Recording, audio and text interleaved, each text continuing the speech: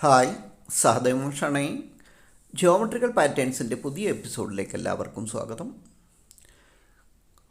Geometrical chart വരച്ചു തുടങ്ങുന്നവർക്ക്, പഠിക്കുന്നവർക്ക് പറ്റിയ ഒരു ഡിസൈനാണ് ഇത്തവണ ഉപയോഗിക്കുന്നത്. വെറും സ്കെയിലും അല്ലെങ്കിൽ പെന്നും ഉപയോഗിച്ച്, കളറും ഉപയോഗിച്ച് നമുക്ക് ചെയ്തെടുക്കാവുന്നതാണ്. കൂടുതൽ സങ്കീർണതകളൊന്നുമില്ലാതെ എളുപ്പത്തിൽ ചെയ്തെടുക്കാവുന്ന ഒരു നല്ല 3D എഫക്റ്റുള്ളൊരു ചിത്രമാണ്. അപ്പോൾ ഇതിൻ്റെ ഗ്രാഫ് ഈ രൂപത്തിലാണ് ഉണ്ടാകുക. എല്ലാം നേർവരകളാണ്, പാരലൽ ലൈൻസാണ്. അപ്പോൾ 7ാം ക്ലാസ് വരെയുള്ള കുട്ടികൾക്ക് നല്ല രസത്തിൽ വരച്ചെടുക്കാൻ പറ്റുന്നതാണ്. പിന്നീട് കളർ കൊടുക്കുന്ന രീതി ഇതാണ്: dark green, light green, rose, orange, yellow, പിന്നീട് വൈറ്റ്. അപ്പോൾ ആ രൂപത്തിൽ ഓരോ കളവും നിറഞ്ഞു വരുമ്പോൾ നല്ലൊരു 3D എഫക്റ്റുള്ളൊരു ചിത്രമാകും. അപ്പോൾ ചെറിയ കളങ്ങളൊന്നും ഇല്ലാത്തതുകൊണ്ട് തന്നെ സൂക്ഷ്മമായി കളർ കൊടുക്കേണ്ട ആവശ്യമില്ല. നന്നായിട്ട് എല്ലാവർക്കും ചെയ്തെടുക്കാവുന്ന, അതുപോലെ രക്ഷിതാക്കൾക്കും ടീച്ചേഴ്സിനും ഒക്കെ ചെയ്തെടുക്കാൻ പറ്റുന്ന ഒരു നല്ല ചിത്രമാണ്. A4 പേപ്പറിലാണ് വരയ്ക്കുന്നത്.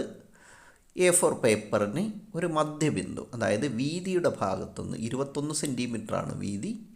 അപ്പോൾ അതിൻ്റെ മധ്യഭാഗത്ത് 10.5 സെൻറ്റിമീറ്ററിൽ ഒരു അടയാളം വെച്ചതിന് ശേഷം 6 സെൻറ്റിമീറ്റർ റേഡിയസിൽ ഒരു സർക്കിൾ വരയ്ക്കുകയാണ്. പെൻസിൽ കൊണ്ട് ലൈറ്റായിട്ട് വരയ്ക്കുന്നത് ആ സർക്കിളിൻ്റെ ആവശ്യം നമുക്ക് ചിത്രത്തിൽ ഇല്ലാത്തതുകൊണ്ടാണ്. ഇപ്പോൾ ആ മധ്യബിന്ദുവിന് നേരെ തന്നെ പോയിൻ്റ് കിട്ടാൻ വേണ്ടിയിട്ടാണ് ആ 10.5 സെൻറ്റിമീറ്റർ വീണ്ടും അളന്നിട്ട് പോയിൻ്റ് ഇട്ടത്.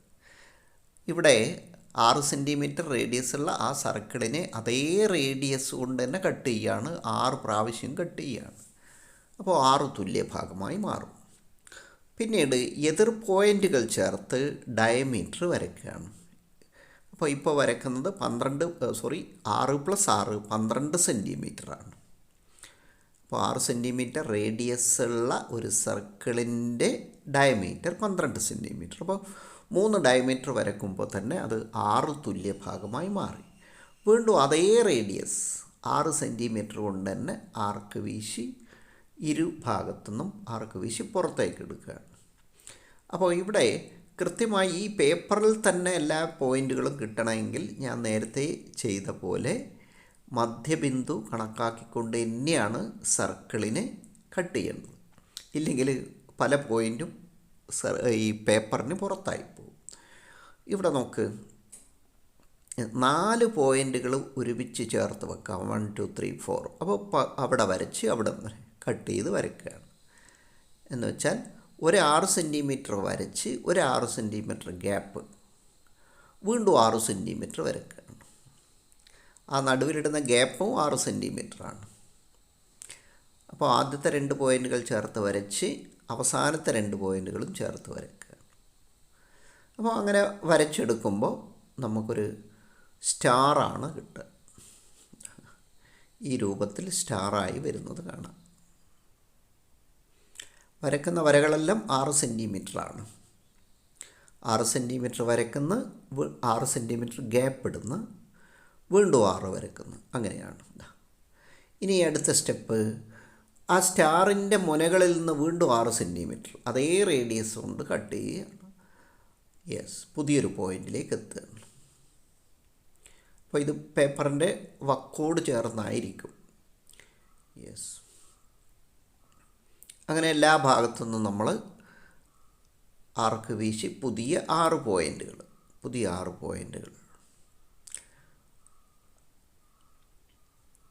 അപ്പോൾ അത് ചേർത്ത് യോജിപ്പിച്ച് വരയ്ക്കുമ്പോൾ ഒരു ഹെക്സഗണാണ് ഉണ്ടാകുക. 6 + 6 12 സെൻറ്റിമീറ്റർ നീളത്തിൽ നമുക്ക് വരയ്ക്കാം. ആ 3 പോയിൻ്റുകൾ ചേർന്നാണ് നിൽക്കുന്നത്. 1 2 3. അപ്പോൾ അവിടെ 12 സെൻറ്റിമീറ്ററിൽ 6 + 6 12 സെൻറ്റിമീറ്ററിൽ നമുക്ക് വരയ്ക്കാം.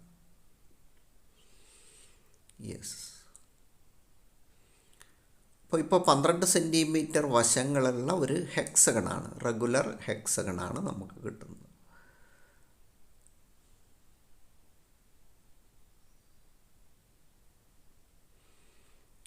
അപ്പോൾ ആ ഹെക്സഗണിൻ്റെ ഉള്ളിൽ ഒരു സ്റ്റാർ 6 സെൻറ്റിമീറ്റർ വശങ്ങളുള്ള സ്റ്റാർ നിൽക്കുന്ന രൂപത്തിലാണ്. ഇനി അടുത്ത ഇത് ഗ്രാഫ് ഉണ്ടാക്കുന്നത് നോക്കുക.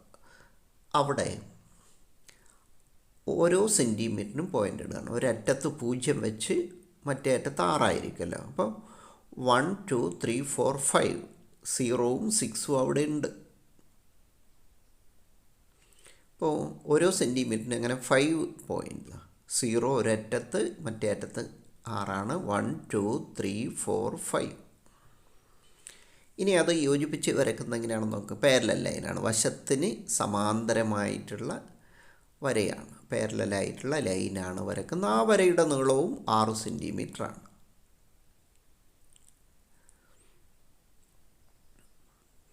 മറ്റ് ചിത്രങ്ങളിലുള്ള പോലെ നമ്മൾ തിരിച്ച് കട്ട് ചെയ്ത് വരയ്ക്കുന്നില്ല. ഈ വര അവിടത്തേക്ക് നീട്ടുകയാണ്. വീണ്ടും വരയ്ക്കുന്നത് 1ൽ നിന്ന് 1ലേക്ക്, 2ൽ നിന്ന് 2ലേക്ക്, 3ൽ നിന്ന് 3ലേക്ക്, 4ൽ നിന്ന് 4ലേക്ക്, 5ൽ നിന്ന് 5ലേക്ക് പാരലൽ ലൈൻസ് തന്നെയാണ് വരയ്ക്കുന്നത്. യെസ്, ഇത് ഈ രൂപത്തിൽ. അപ്പോൾ ഇതാ ഇവിടെയാണ് അടുത്ത പോയിൻ്റ് അടയാളപ്പെടുത്തുന്നത്. 5 പോയിൻ്റ്, അവിടെയും 5 പോയിൻ്റ്. ശ്രദ്ധിക്കുക, ഒരറ്റത്ത് 0 ആണ്, മറ്റേ അറ്റത്ത് 6 ആണ്. അപ്പോൾ 1 2 3 4 5 ഓരോ സെൻറ്റിമീറ്ററിനും പോയിൻ്റ് ഇടുക.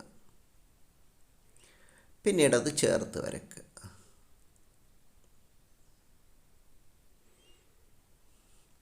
ഒന്നിൽ നിന്ന് 1ലേക്ക്, 2ൽ നിന്ന് 2ലേക്ക്, 3ൽ നിന്ന് 3ലേക്ക്, 4ൽ നിന്ന് 4ലേക്ക്, 5ൽ നിന്ന് 5ലേക്ക്, ഇത്രയാണ് വരയ്ക്കേണ്ടത്. അതുതന്നെയാണ് അവിടെയും ചെയ്യുന്നത്.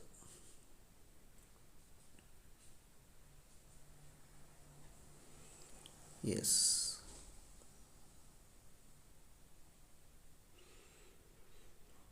ഇവിടെയും അതുപോലെ ഓരോ സെൻറ്റിമീറ്ററിനും പോയിൻ്റ് ഇടുക.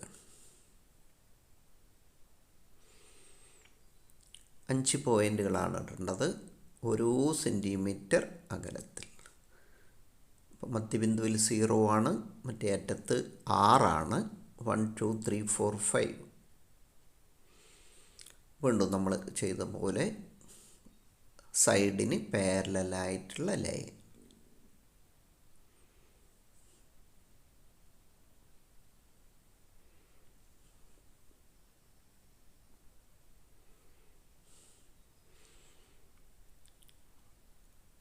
അത് ഉള്ളിലേക്ക് പോകും. അപ്പോൾ നമ്മൾ വരയ്ക്കുന്ന എല്ലാ വരകൾക്കും 6 സെൻറ്റിമീറ്റർ നീളമാണ്. അപ്പോൾ ഒരുപാട് വരകൾ കാണും, ആ വരകളെല്ലാം നീളം 6 സെൻറ്റിമീറ്ററാണ്.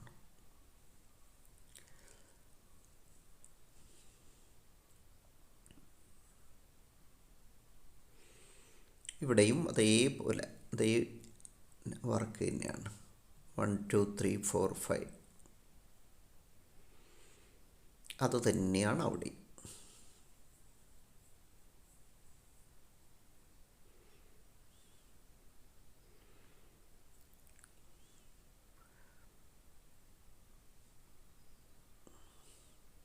ഞാനിത് വരയ്ക്കുന്നത് ബ്ലാക്ക് CD മാർക്കർ കൊണ്ടാണ്. A4 പേപ്പറിലാണ് വരയ്ക്കുന്നത്.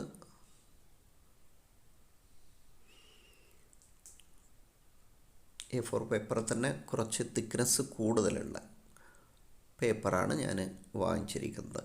അതായത് GSM 100. അപ്പോൾ കുറച്ച് നല്ല കട്ടിയുള്ള ഷീറ്റാണ് കിട്ടുക.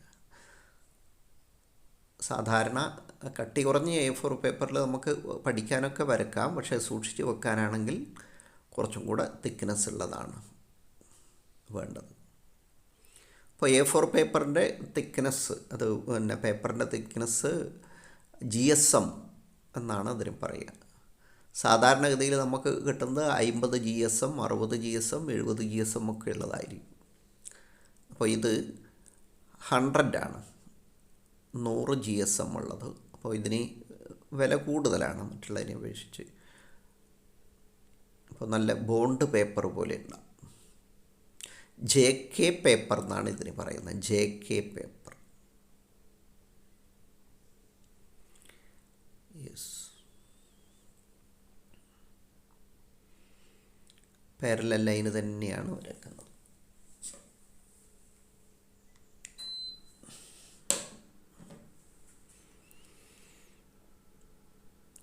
അവിടെയും ആ രൂപത്തിൽ. അപ്പോൾ ഞാനിത് മുഴുവൻ കാണിച്ചത് ഇല്ലെങ്കിൽ അതൊരു കൺഫ്യൂഷൻ ആവും എന്നുള്ളത് കൊണ്ടാണ്. എല്ലാ വരകളിലും നമ്മൾ പോയിൻ്റ് ചെയ്യുന്നില്ല. പുറത്താണെങ്കിൽ അത് ഒന്നിടവിട്ടിട്ടുള്ള 6 എണ്ണത്തിൽ മാത്രമേ ചെയ്യുന്നുള്ളൂ. മുഴുവൻ പോയിൻ്റ് ചെയ്താൽ തെറ്റിപ്പോവും. അതുകൊണ്ടാണ് ആ രൂപത്തിൽ തന്നെ കാണിച്ചു തരുന്നത്. ഒന്നിടവിട്ട് ആണ് പോയിൻ്റ്. ഈ വരയോടുകൂടി അത് കംപ്ലീറ്റ് ആവും.